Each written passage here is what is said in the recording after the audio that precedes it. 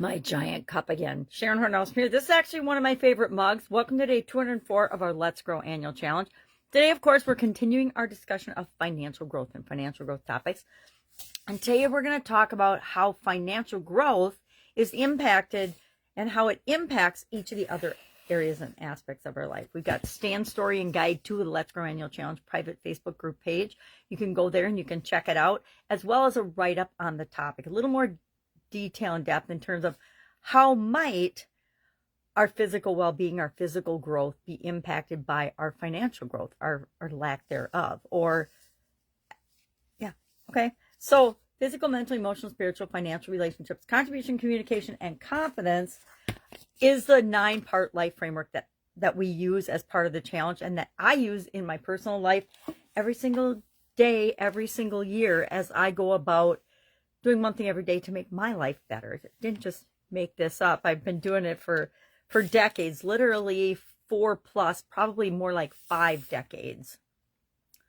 I would say 5 decades is appropriate. So what I do, and what I encourage you to do, is in your book for the challenge, I'm assuming you got a notebook for the challenge.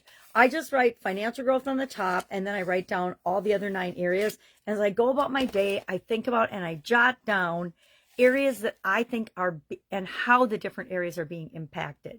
If I'm stressed out over finances, I'm probably going to have mental, emotional, and spiritual questions, right? Or I'm going to react differently physically in different experiences and conversations than if I wasn't stressed out about that.